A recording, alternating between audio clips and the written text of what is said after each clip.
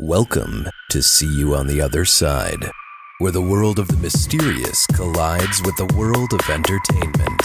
A discussion of art, music, movies, spirituality, the weird, and self-discovery. And now, your hosts, musicians and entertainers who have their own weakness for the weird, Mike and Wendy from the band Sunspot. Lovely Birmingham, Alabama. Absolutely lovely. I've never spent any time in Alabama before last night. No. And we're at the Holiday Inn by the airport here in Birmingham. And the nicest hotel staff. So friendly. Yeah. It's unusual. It's like they're so friendly. It's like, are they going to knife us right, when and we go to sleep? And it seems very sincere, too. It doesn't seem like that phony, welcome. We hope you enjoy your stay. Right. There's a certain, right. That's a good tone genuine. of voice that you, Thank you. I think that I'm like, yeah, I've heard that tone of voice before. A few times. So anyway, so we had having a nice time in Birmingham. Yesterday we performed in Nashville. We did a little haunted history and some songs from the See on This Side podcast. We went on Broadway. That was fun. So much history there. Yes. And, you can see some of that stuff at othersidepodcast.com/live stream. Yeah, and we're gonna be doing live streaming throughout this whole trip, which is, over the next week. We'll be checking out the live streaming on Facebook, and we'll be doing Periscope if you guys have that on Twitter. And then probably we'll do some YouTube live streaming too, and at some point. In there. But othersidepodcast.com/live stream is going to have a link to all of that, and you can already watch a couple of the videos we put up, and a link to the Periscopes and stuff of the places we've been. That's right, and we're just at the beginning of the tour. We've only hit Cincinnati and Nashville, and tonight we're going to be in New Orleans. So this is Monday, March 14th. Yeah, Thank you. It's Pie Day. Oh, let's get pie. We'll have to have pie at some point. Let there be pie. Let there be beignets. And then tomorrow we're going to be in Galveston, Texas. Mm-hmm. That's Tuesday, March 15th. And we're doing a haunted history and music event in each town. So yes. And then Wednesday we're relaxing and we're going to get into Austin. But and Friday night in Austin at 6 p.m. we'll be playing on 6th Street, the main drag during South by Southwest. Right. At the Trophy Room, where there's a mechanical bull. So Trophy Club. Othersidepodcast.com/tour is where you can find all the details of the places we're going to be at. Anyway, find the place on 6th Street with the mechanical bull at Friday at 6 p.m. and you'll find Sunspot. And then Saturday night we'll be releasing our EP, American Monsters, at the Music Madness ATX Festival. Right. And that's at Aussie's Beach Bar. And they call it a volley bar because they have, we've played there like 9 times. It's great. Anyway, so bring your swimsuit if you have it. And otherwise bring your birthday suit if you don't have it. Oh, boy. Either way. Or just bring your ears, listen to some music. Yeah, there's a nice stage at Aussie's. We're going to have a really good time. Can't wait. During South by this year. Music Madness ATX, though, is the cool unofficial event where we're releasing our new EP, American Monsters. Now, speaking of monsters, we talk about ghosts and urban legends in Cincinnati with the team of Bobby Mackey's Music World, reputedly the most haunted nightclub in America. And we still have yet to play there, so we got to make that happen sometime. Yes, we do. But we interview with the official team of Bobby Mackey's Music World. Cool. We go into all of the legends surrounding the place, and then we go to the other legends around Cincinnati. Yeah. And we're putting up some of the best stories we know of Cincinnati hauntings and legends on othersidepodcast.com/83 is where you can find that. But right now, let's talk to Gatekeeper Paranormal. Today, I have joining me 2 of the lead investigators from Gatekeeper Paranormal in Northern Kentucky, investigating the Cincinnati area, one of my favorite areas of the country that I've really enjoyed spending time in and performing in. With us today are lead investigator Kim Short and lead investigator and co-founder Laura Rowland from Gatekeeper Paranormal. Hello, ladies. Hello. Thank you for joining us today. We're going to, start off. Just tell us a little bit about Gatekeeper Paranormal. Kim, why don't you start and give us a little bit about information about the group? Gatekeeper Paranormal is a paranormal group. We're the official paranormal team of Bobby Mackey's. We have 3 members, and we just added a few more. Laura, do you want to give any more information? Oh, wow. Yeah, we've been together about 3 years. I founded the group with 2 other people. But yeah, we've just added, 4 new people, right? Yes. Yeah. So we've got quite a crew now. So what inspired you guys to start a paranormal group in the first place? Because that's putting yourself out there. Like if you put it out on Facebook and you put it out to your social media, and especially like to friends and family and stuff like that. Like that's, and I know because I'm into haunted history and have gone on investigations and everything. What inspired you to say, like, I want to get out there too? Well, for me, I've been doing this for over 10 years, probably even more than that if you count all the stuff I did when I was a teenager, like, sneaking into places and stuff like that. But I'd say officially for 10 years, I've been doing it. And about, I guess, 6 years ago, I joined another group in the area and I was with them for a few years. And I don't know, I just thought there were things that I could do better. And, and maybe that's not a nice thing to say, but I thought there were things I could do better. And so another investigator and myself broke off from them and formed our own group. And so far, I think we've been doing a very good job. And how did you get involved, Kim? Mandy and I are actually related, and I've always been into it since high school. And a few years ago, well, it's probably more like 2 years ago, she said that she had a group that she was in and wanted to know if I wanted to join. So that's how I got in touch with Gatekeeper. All right. So the secret, everybody, to getting into paranormal groups is to be related to somebody in the paranormal group. Nepotism is alive and well. Right. Well, I think a lot of that comes from the fact that you got to trust the people you're with. Exactly. That's very important. And I've noticed that, especially looking at different paranormal group websites, and they'll always have the contact form, and it always says something like we are accepting new members now. Please, email us if you're interested. Or they'll say like, we're not taking new members right now. And I always thought like, oh, everybody's being so exclusive. But I kind of think you have to be exclusive in something like this because it's real easy for somebody to walk in and crazy the whole thing up super fast. Absolutely. That's true. Yeah. But actually, when we were looking for new members just very recently, we recruited a couple friends, people that we know, and we thought we needed some more. So we actually put it out there on our public page if anyone is interested. And believe it or not, we only got 2 people to contact us, 2 strangers to contact us that they were interested. I was really surprised.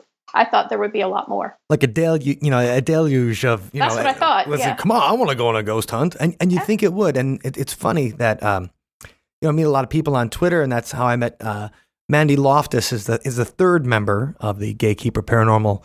She couldn't join us today, but that's who I met her on Twitter. And everybody's like, oh man, I wish I could be a haunting investigator, a paranormal. And everybody's like, yeah, I wish I could do that. So it's funny that you put that out there and you didn't get the response.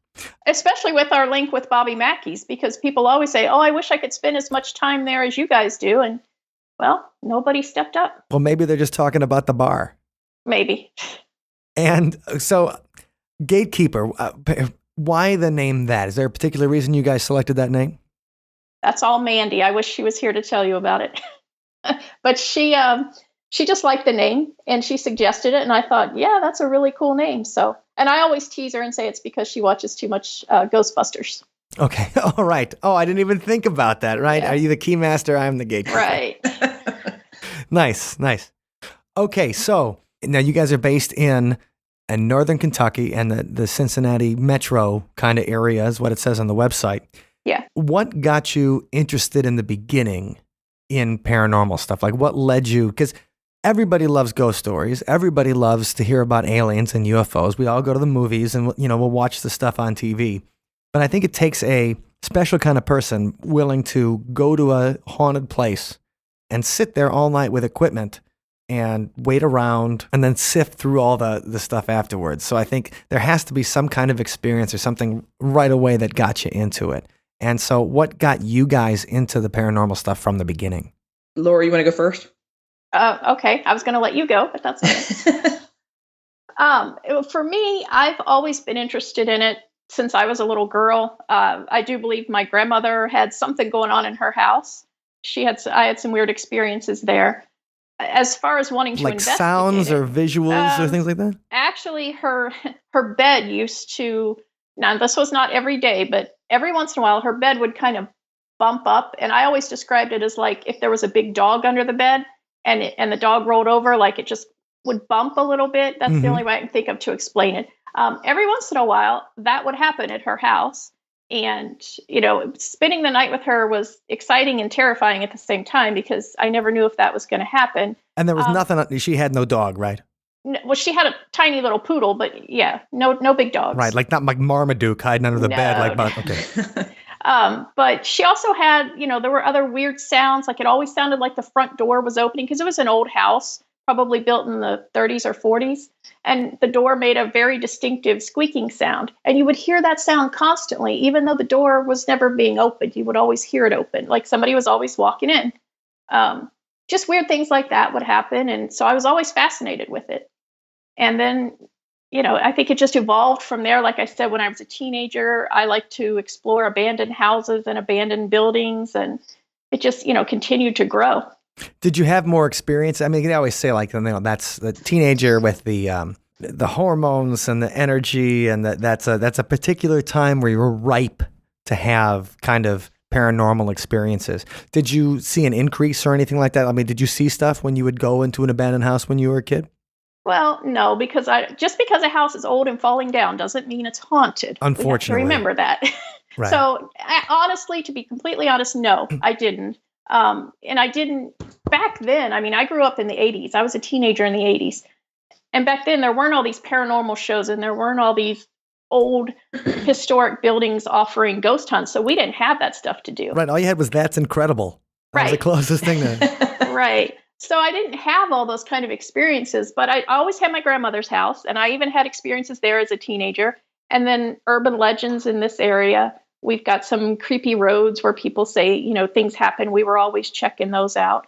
But no, to be honest, when I was a teenager, nothing profound that I can remember really. And so then when you went on and, when you saw a paranormal, like what inspired you to go seek out a paranormal group? You say it's been about 10 years.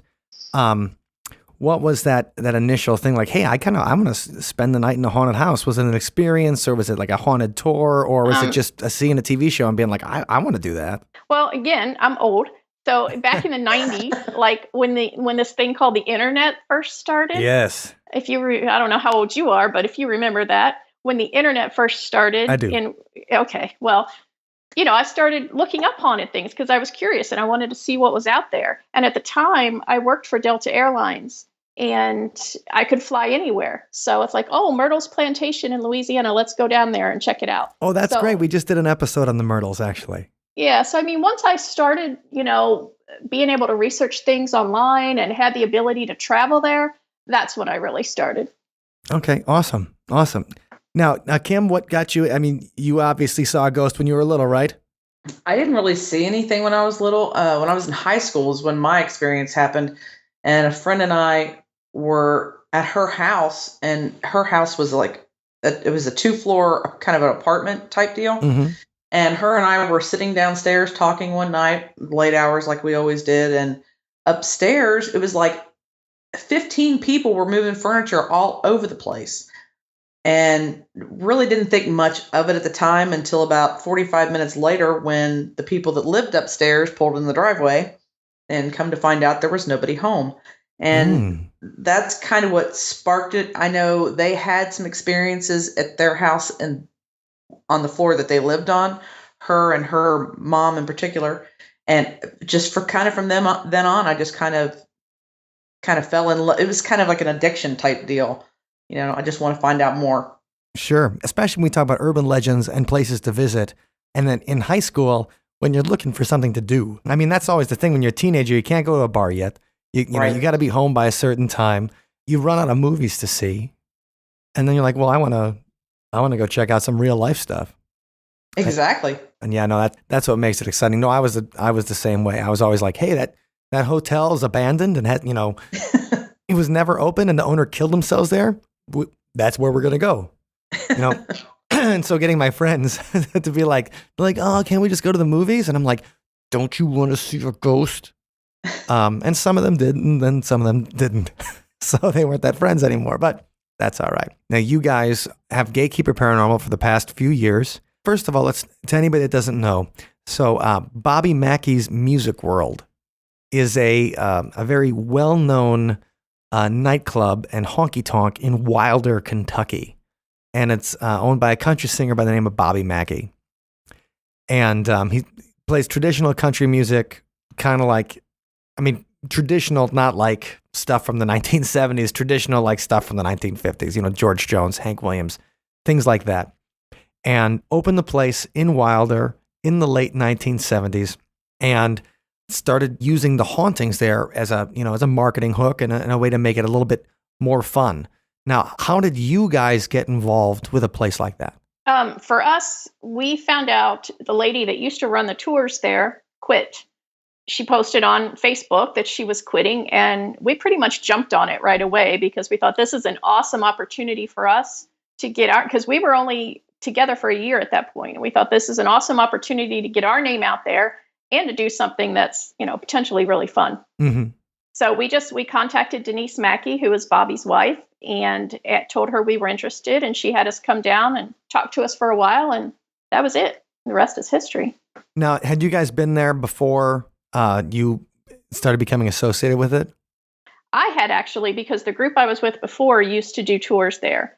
They ran special event type tours, like on the anniversary of Scott Jackson and Alonzo Walling. On the anniversary of their hanging, they would usually do an event, and they would do one on Halloween.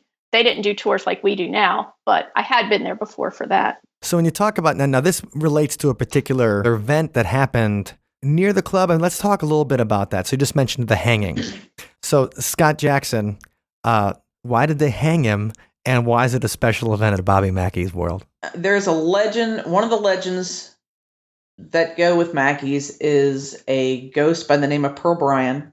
Pearl Bryan was a lady from Greencastle, Indiana, who was murdered about 4 miles away from Mackey's. And her ghost is one of the ones that's supposed to haunt Mackey's. But she was murdered in like 1896, right? So this was a long time ago. Correct. And when I was reading about it, it's particularly gruesome because they think that she was pregnant. Yes. And so that obviously makes it even more disgusting and salacious. So what were the circumstances of the murder? Like how did they prove the guys or how did they find the guys who did it? When they found her body, she was decapitated, but when they found her body, she had her shoes on her. And those particular type of shoes that she had on traced it back to Greencastle, Indiana, somebody that had made the shoes there. And that's how they found out who she was. Oh, sure. Right. Because how are you supposed to find somebody if you can't see their face? I didn't even think about that. It's like, there's no head. So I don't know. Right. And Scott was her boyfriend. She was pregnant, and he tried to do a makeshift abortion. Oh, God. And it just went terribly wrong and had her decapitated. And so they think that it's her spirit that still haunts the area. One of the many, yeah. Okay. How long after her death or whatever were those guys hung?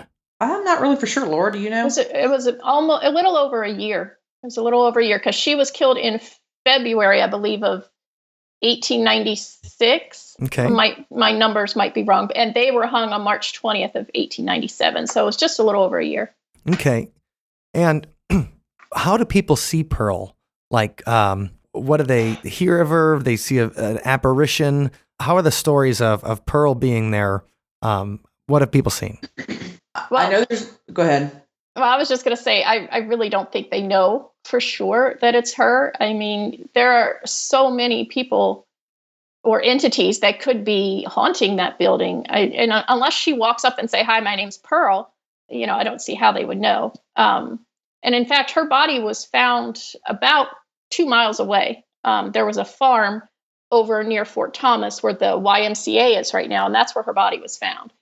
People think the reason she haunts that building is because Scott Jackson and Alonzo Walling threw her head down the well that's in the basement.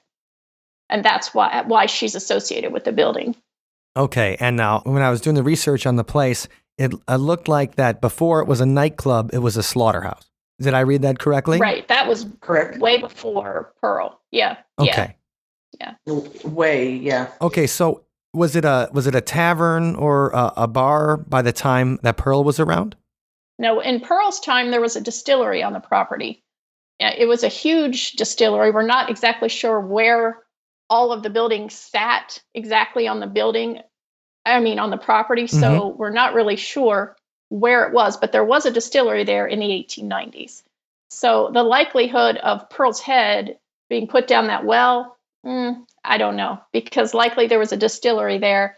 And we had always heard that the distillery actually used those tunnels or the wells or whatever you want to call them to pull water up from the river.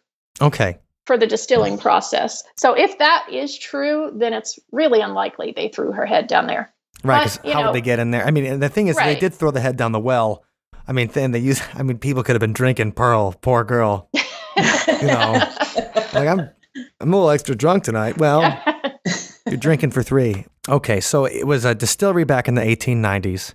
And then what did it become afterwards? Like, when did it first become a club? There were several things on the property through the 1900s. In the early 1900s, there was the Bluegrass Inn, or what we believe was the name of it. There's 2 names, but we're not for sure exactly which one's which.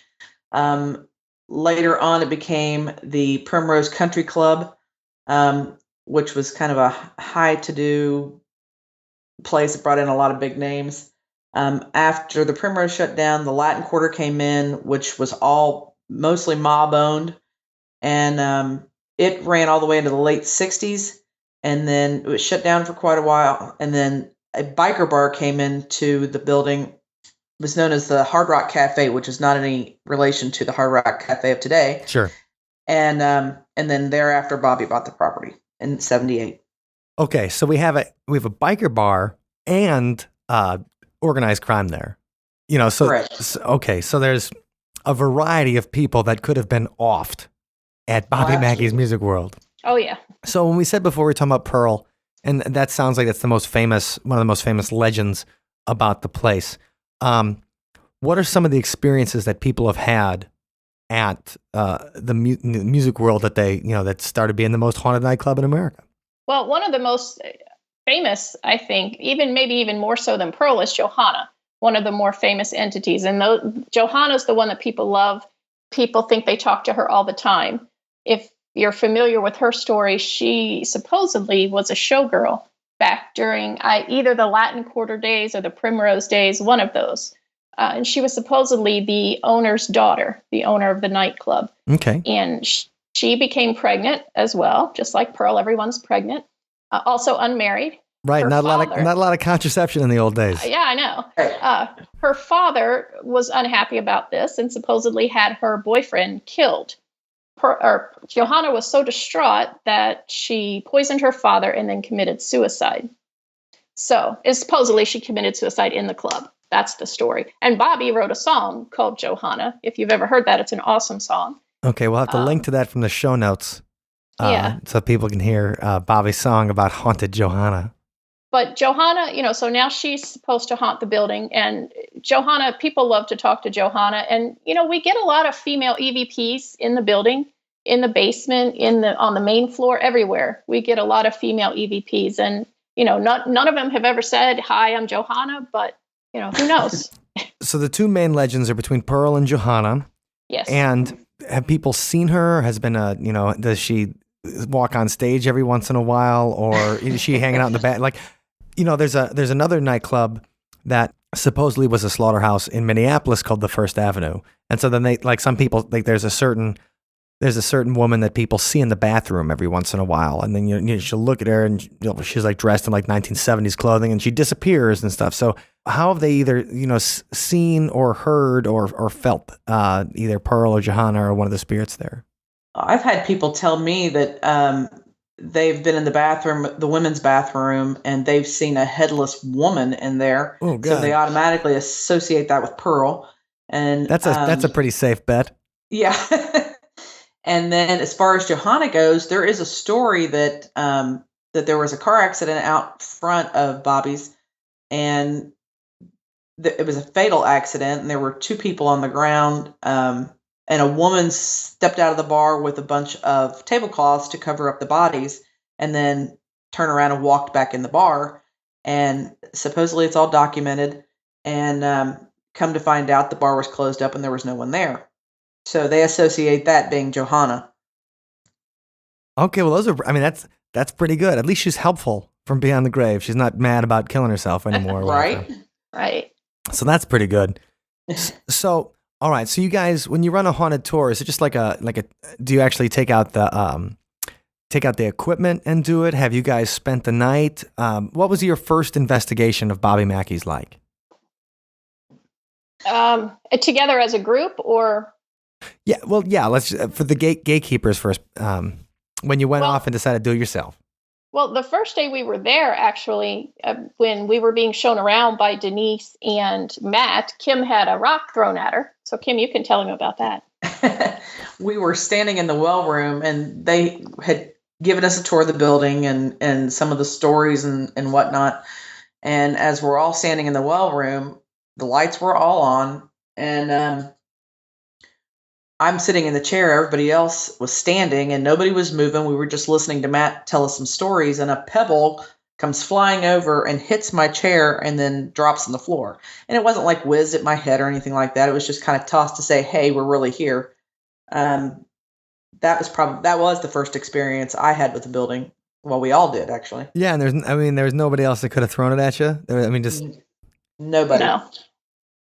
So when you guys, do an investigation there, walk us through a little bit what you do. I mean, do you set up cameras? Do you set up, where do you put the microphone for the EVPs? Like, walk me through a little bit of how you guys how Gatekeeper Paranormal would conduct an investigation at a place like Bobby Mackey.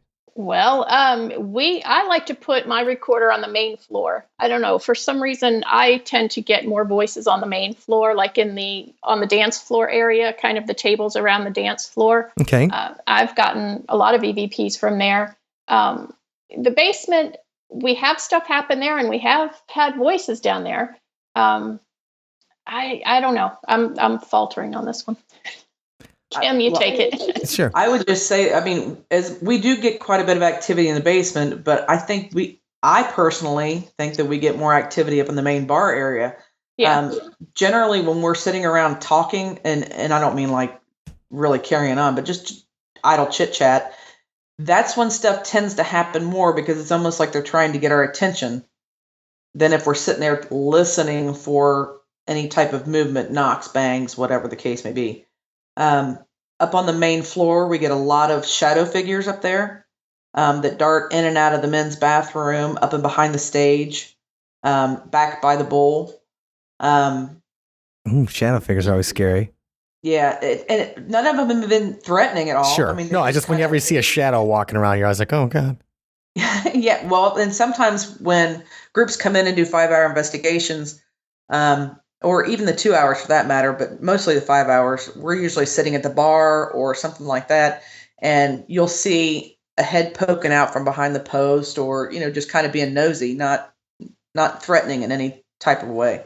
I personally have never felt threatened in the building, knock on wood, and we just, like I said, most of the stuff that happens, it's like whenever we're ignoring it. So EVP.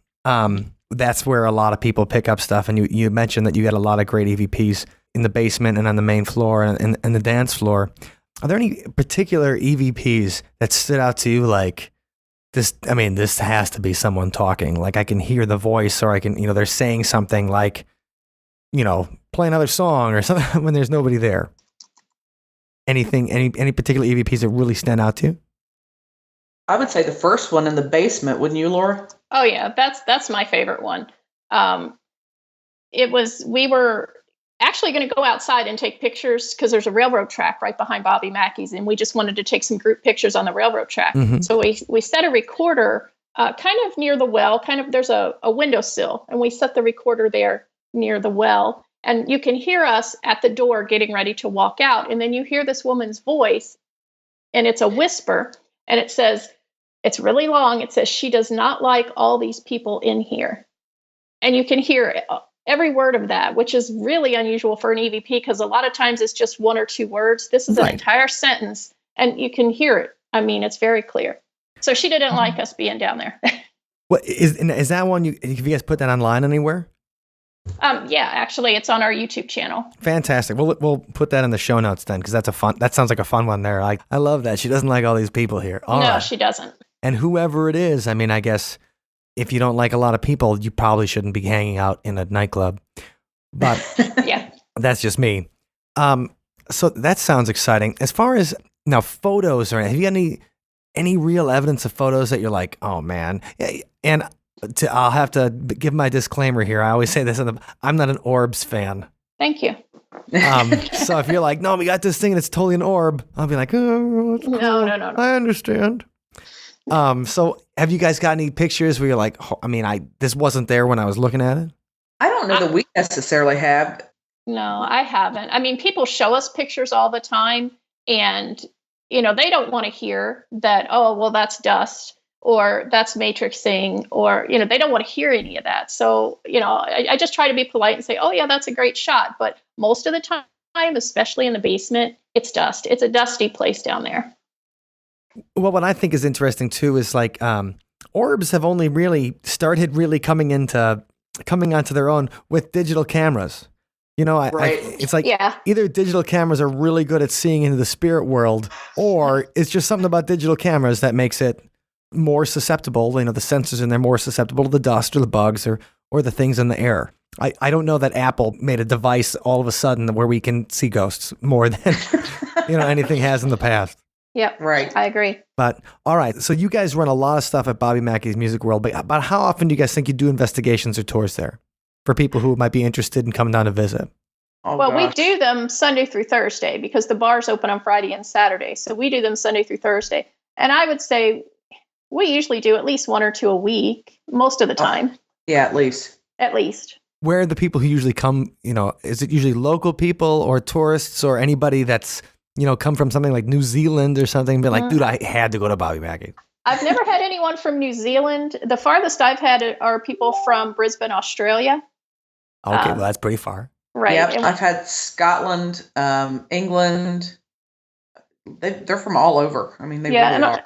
A lot of times in the summer, people will take paranormal road trips, people in the United States, and they'll just drive for, days, weeks, hitting every haunted location that they can. We get a lot of those in the summer. Well, that's fun. Now, I've visited the area a whole bunch, and I spent some time at the Southgate House. Oh, yeah. In Newport.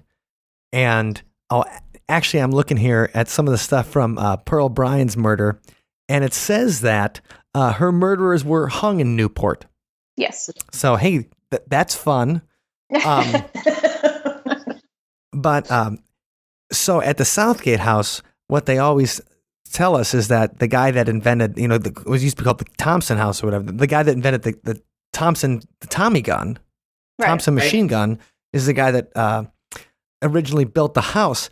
And then it's supposedly haunted by the spirits of the people who were killed by the Tommy gun or whatever. Just like the Winchester House. Exactly. Right. Yeah. And so, and we wandered around the place a bunch, but I wouldn't say that I'd be the most convincing paranormal experiencer at, 3:00 in the morning. At least, I mean, after a show that particular evening, I wouldn't, like, hey man, I think I see something.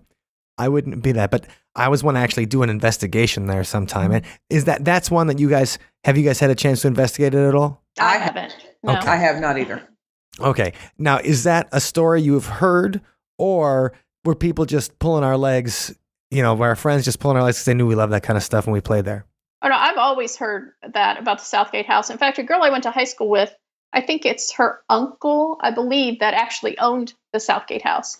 So, I've always heard of it, and I've always heard it's haunted, but I've never investigated there. Okay, so the legends are there, at least they're real. Legends are there, Right. yeah. All right, people aren't just like, oh, these guys are a bunch of rubes from Wisconsin, we can josh them today. So what are some of the other places you guys have investigated in the area where you think that there are more hotbeds of activity in the Cincinnati area that people should check out when they come down there? Well, I was going to say the Sadamsville Rectory until you said hotbed of activity. Wait, what's the place called again? The Sadamsville Rectory. Okay. Sadamsville, potato, I don't know. Sure, Saddamsville, named after the great dictator. Yeah, exactly. And I really don't want to say anything bad about them. They're wonderful people that own the rectory. It's just personally, we've been there at least 5 times and had very minimal personal experiences. We've gotten EVPs, but as far as personal experiences that some people report there, like demons running around and people getting scratched and gunshots and things being thrown, we've never experienced that. So what is the Saddam's? I mean, what kind of place is it? A rectory makes it sound like are there priests there or something? There used to be. It's a rectory is a house where priests live, and it's next to a church. Right. So the priests live there. There are stories. I'm not that familiar with the history. Kim might be, but there was a priest who got hit by a train, and I still don't understand how that happens, but it does. He was blessing the tracks. Maybe. Could be. But he was walking along the train tracks, and he got hit and killed, and he was one of the priests that lived in the house. There's a lot of stories, and these are true because I've researched them, of priests molesting children that lived there in that house. It was used for dog fighting after the priests move out.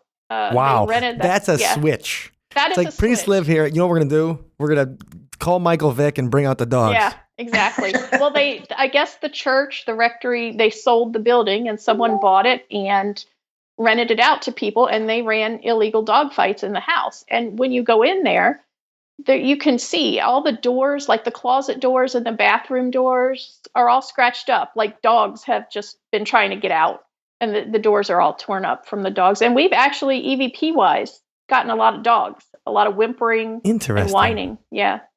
Now, is there a website for that place? I mean, is it a restaurant? Is it a bar? Or is it just an old house that they're trying to restore, and they do ghost hunts there. Okay. And it's a pretty reasonable. You can just Google Saddamsville Rectory, and their website will come up. Okay, we'll put a link to that in the show notes for anybody who wants to check out Saddamsville and see the haunted dogs and the pervert priests. Right. But okay, so that sounds like a good one. I mean, and I love to hear stories about the area, and we're going to be there actually probably next Saturday on our way down to Texas for South by Southwest this year. So like I'm looking for cool places that I can check out on the way down there too. What's another place that you guys think that you've done an investigation in the area? Do we have any other places, Kim? And most of the places we go to are a little bit further out, like Waverly, other than residentials. Okay. That's cool too. That's what I was just checking on. And also we love to, put stuff up for any of our listeners who might be in the area or traveling, to give them, some fun paranormal things they can do, when they're on the road and visiting these places. But okay, private homes. Now, obviously you don't have to give me his name, but like, how did you find out about like that somebody's house was haunted? Like, was it a contact through your website, or was it a friend of yours, or somebody like who are you going to call? Gatekeeper Paranormal. That's right. Like, how do you get leads for people who actually think that their house is haunted? I think most of the time it's from people just contacting us, strangers basically contacting us and saying that they have something in their house. The only one I've ever had that was a friend of mine, she actually lived in Lexington, so it's about an hour away. Sure. Her house actually, though, turned out to be quite active, so I was very happy with that one.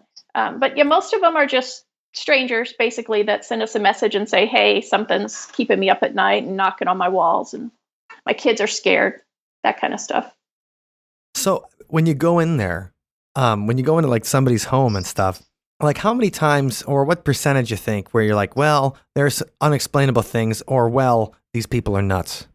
I'd say, well, maybe I shouldn't say, but there are, to be honest, there are a lot of people who just want a paranormal team in their house, and they think that you're going to bring a camera crew and they're going to be on TV.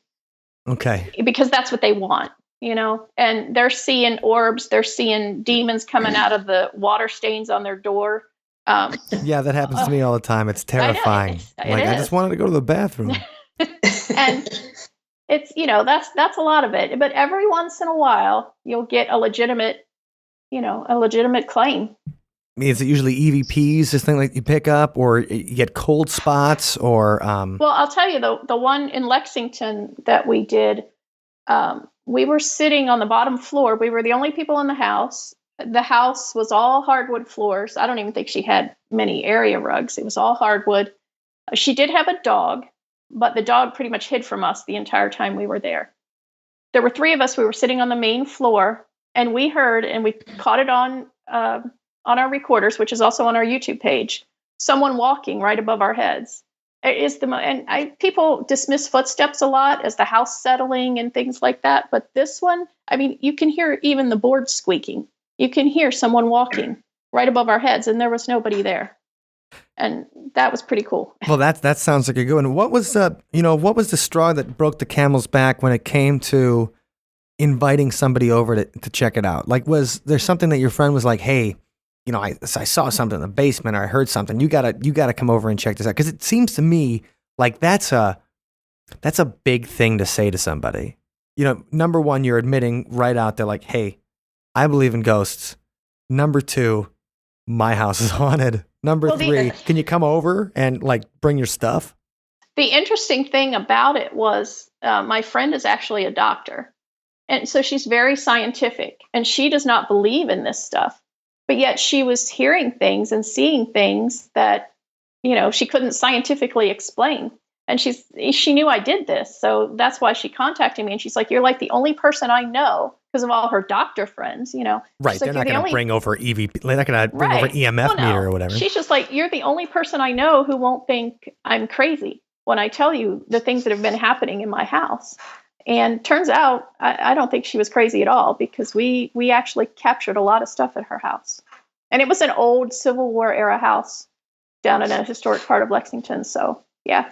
So, I mean, you were talking a little bit earlier about some of the research you do into the, when you're talking about the rectory and the research you do into the history of the place and checking on, whether or not like some of the stuff that was reported to happen there actually happened there.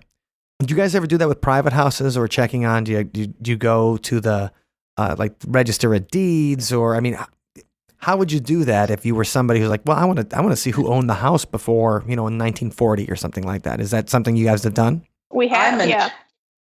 And I'm a title abstractor by day. That's what I do. Wait, real quick. I don't even know what that is. So what is a title abstractor? A title abstractor is somebody that goes to the courthouse and does the history on the property when somebody purchased the property or prior to purchasing the property, to make sure everything is free and clear on the property. So my background is all property related and deed searches and basic history of the property. I don't know how Laura feels on it, but I personally, if doing residential investigations, we go and speak and then find out after we've done the investigation, if we get any evidence.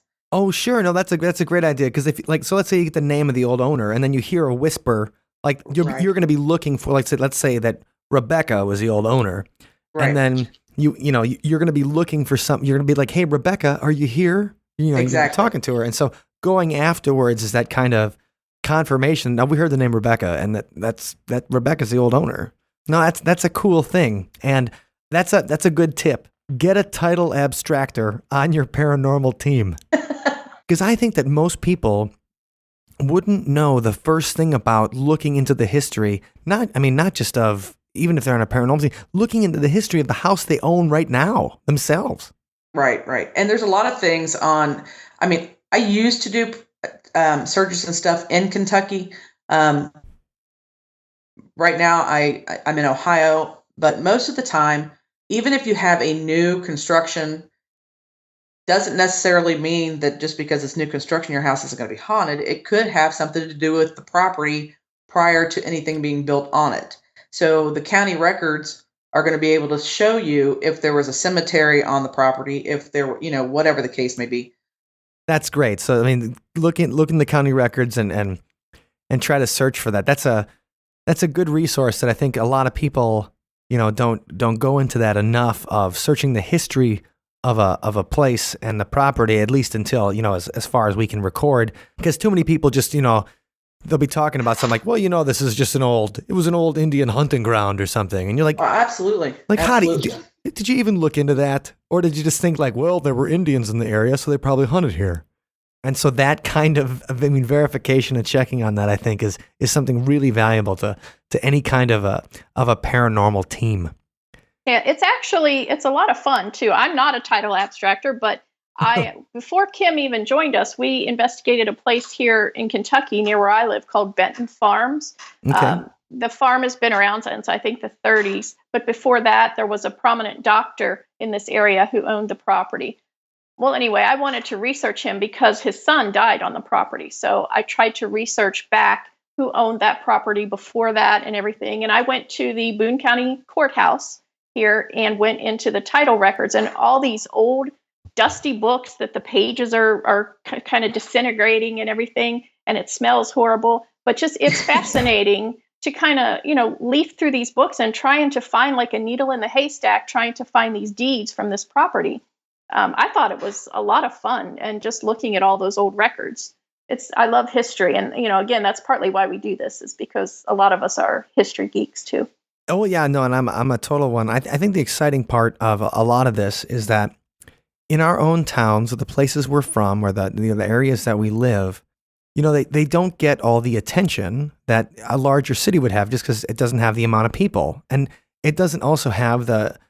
You go to Europe and the places have been around 2 millennia. They can trace it back to here's the Roman settlement that started this town. Right. And have that. And in the U.S., and West Coast, obviously, they're the newest.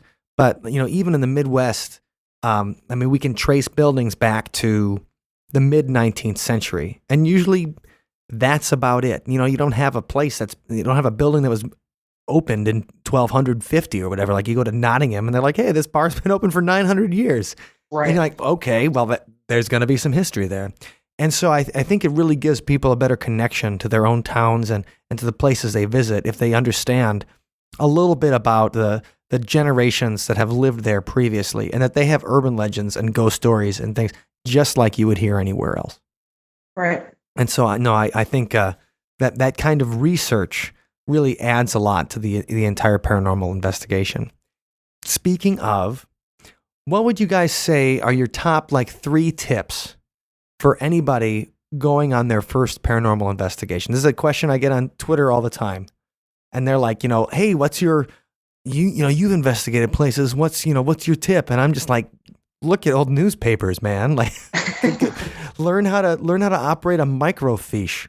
But, what would you say some of the gatekeeper paranormal tips for people who are going in their first investigation so that they can maybe feel a little more comfortable or not walk in clueless? You mean as far as the investigation itself? Yeah, I would say as far as the investigation itself, like let's say you're into this thing, you'd like to do it, and your friend says, hey, my house is haunted. Can you come check it out? Well, and they called you for advice. What are a couple of tips you'd give them? Well, one thing that I've noticed, and especially with people coming to Mackey's, because a lot of people are thrill seekers, and then there are some people who are just investigating for the first time. And a lot of people, they either have no equipment at all, or they've just gone out and bought 20 different little gadgets, and they want to use them all at one time.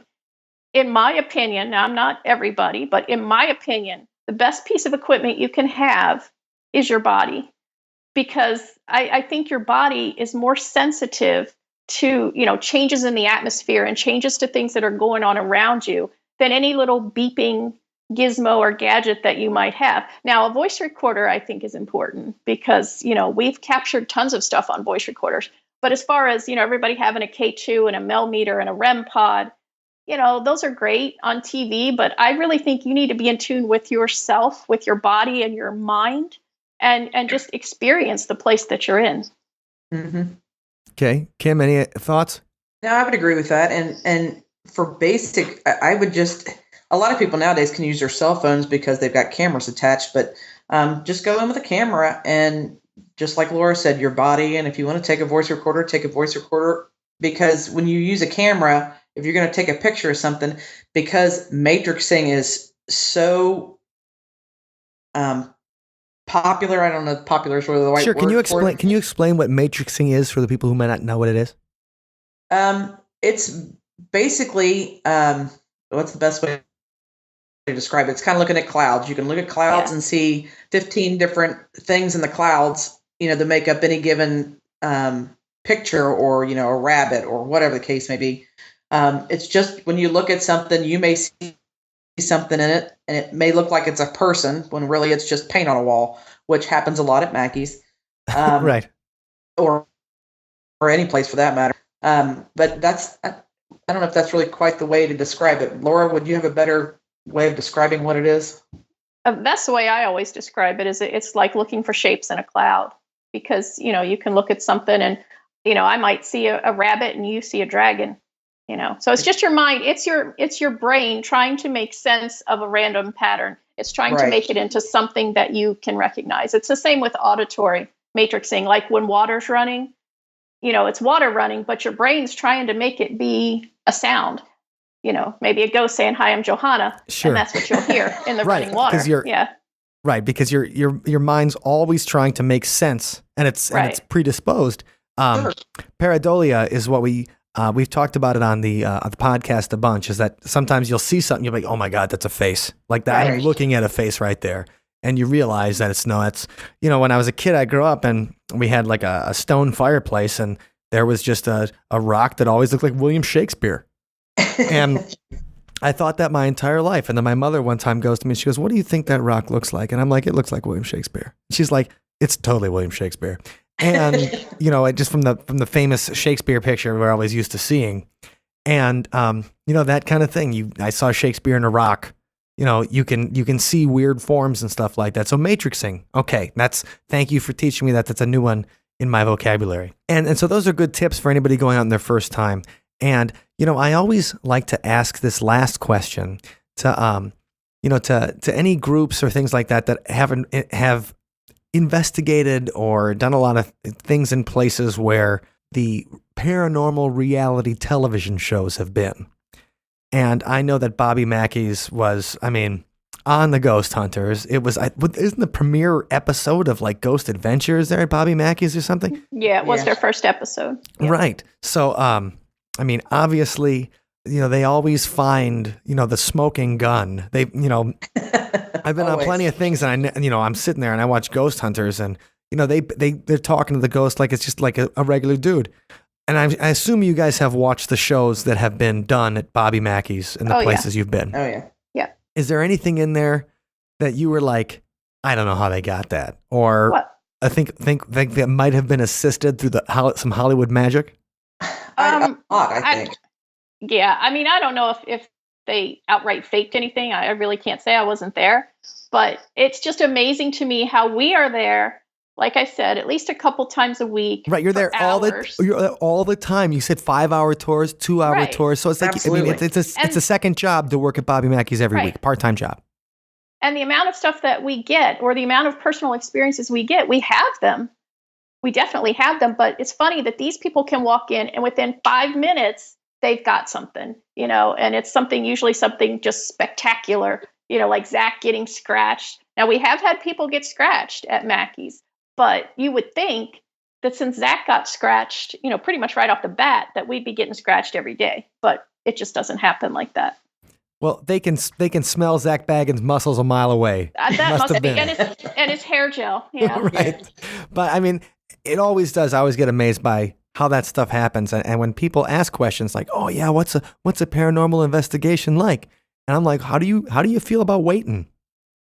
How do you feel about just hanging around until something happens or you hear something? Or how do you feel about hours of audio and going through and listening to it in the background all day, hoping that, something will pop up? Right. And no, it really is. And, I got to thank Laura and Kim from Gatekeeper Paranormal for joining us today, because it's been fun talking to you. And now I want to go to Bobby Mackey's Music World myself and go on one of your investigations next time we're in Cincinnati. That we have like an off day, we can hang out and we're coming on your investigation. Come on, definitely. Yeah. And if people are interested in Gatekeeper and Bobby Mackey's and stuff, where can we find you on the internet? We have a website. It's gatekeeperparanormal.com, but we're also very responsive on Facebook, Gatekeeper Paranormal on Facebook. That's probably the best way to get in touch with us. Fantastic. Well, thank you very much, ladies. We appreciate it. Thank you. Thank you. So we've learned a lot about Cincinnati. We did. And we even made an extra haunted stop on Saturday night when we were done playing. We went to a place called Arnold's. The oldest bar in Cincinnati. And we even Periscoped interviewed a waitress there asking about any paranormal stuff she had seen. And that was fun. And if you guys want to see what we're up to while we're going, othersidepodcast.com/livestream is where you can find the links to our Periscopes. And also we'll put our Facebook live streams and YouTube stuff on there too as we travel. Right. So anyway, the song for this week, they talk about Bobby Mackey's music world was a slaughterhouse. And so we decided to go into the way back. And you're going to want to watch the video for this song because you can see Wendy and I, when we were much younger, we recorded this song in 1998. Yeah. So we went in the Wayback Machine, but we thought it was perfect. Number one, because it's called Meat Market, and Bobby Mackey's used to be a slaughterhouse. Number two, I'm wearing a Hustler t-shirt given to me by my friend, Brad Cohen, who was a college buddy from Cincinnati. And he was the first person I ever met from the Queen City, Brad. And anyway, his uncle had represented the publisher of Hustler, Larry Flynt. You might remember him so memorably portrayed by Woody Harrelson in the movie The People versus Larry Flynt.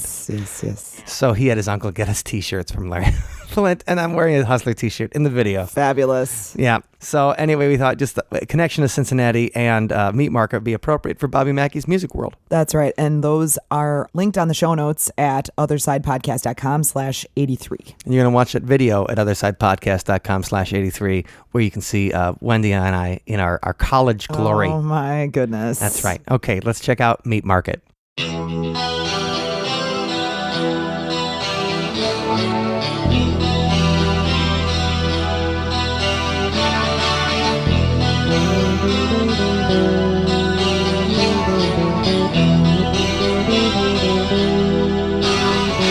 Going down to the meat market, I'm looking for the first one that looks my way. Take me to the meat market when it's 2 o'clock in the morning. I'm not picky, I'm not picky. It's all the same to me. I'm not picky.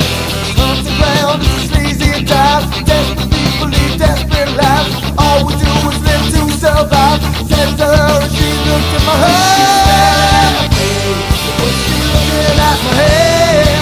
She find the night shining. I'm up to the bottom of the cloud. When I'm looking for an answer, we don't care what we find. We'll say anything that we can to get what we want tonight.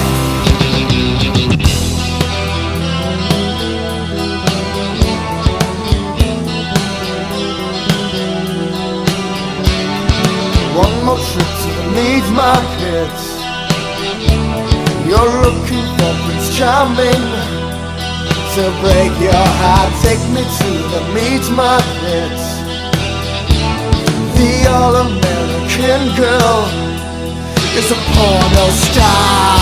A porno star. It's a dollar thing to you, and a dollar thing to me. So to ground is sleazy at times. We're desperate people lead desperate lives. All we do is live to survive. Said to her and she looked in my head. If you're looking at my head, you can find the night is shining. I'm up to the bottom of the bed. When I'm looking for forever, don't care what you think. We're just a bunch of primates that know how to mix and drink. Let's head to the west, at least until last call. We're all beauty queens in the meat markets. House bumping alcohol.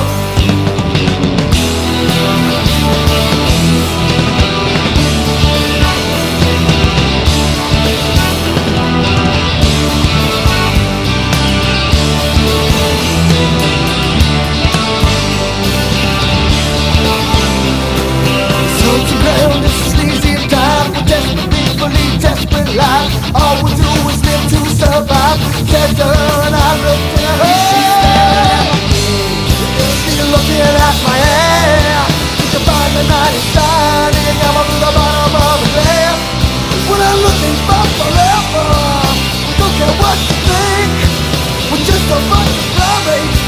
know how to make it drink. They say true love waits,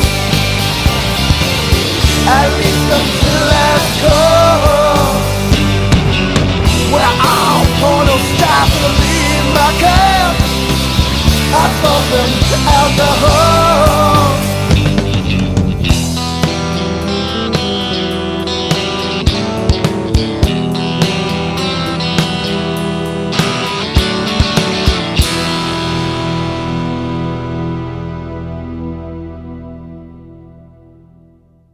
Thank you for listening to today's episode. You can find us online at othersidepodcast.com. Until next time, see you on the other side.